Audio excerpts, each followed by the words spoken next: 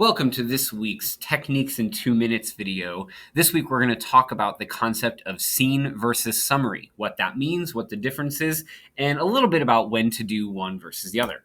So there are a couple of parallel phrases that you may have heard at some point that I think work well here as well when we think about the concepts of scene versus summary.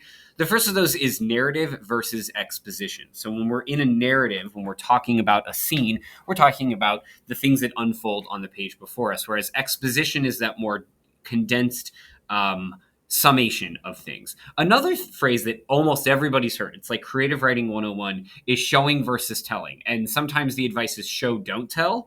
We'll get back to that in just a minute. But one way to think of this is that whenever you're in scene, you are generally showing things, whereas if you are in summary, you are telling them.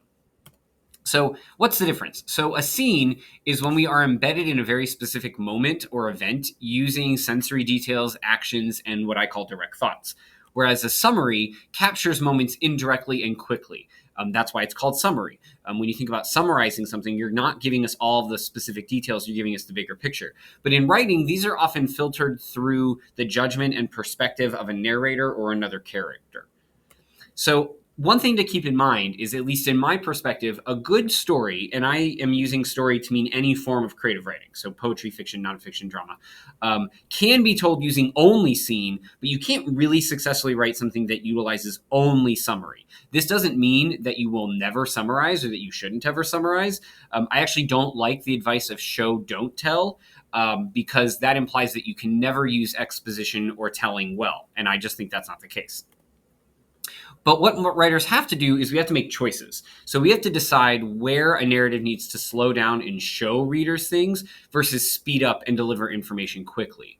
Screenwriters hardly ever have to make this choice. Everything is conveyed through scene, right? In a movie, in a screenplay, on the stage, we're seeing characters doing things. Now, although characters might summarize events that audiences don't see unfold, someone tells a story about something or reveals their own backstory through dialogue. But generally speaking, screenwriters are in scene all the time.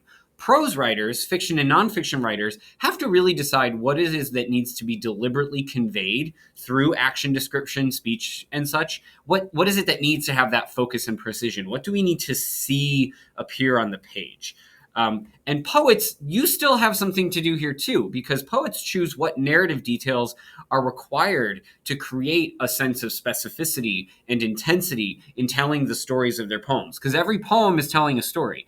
And so when we think about these specific images and concrete details that a poem needs to include, we're really in some ways thinking about the scenes that are unfolding in that poem, even if it doesn't feel like a traditional narrative poem. Now, the problem is, of course, there's no single formula or balance that is perfect. All you can really do is experiment and revise and decide where to speed up, where to slow down.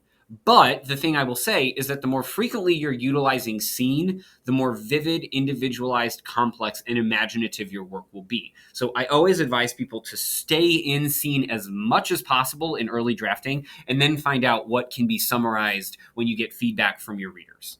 Okay, that's all I have to say. Thanks for watching.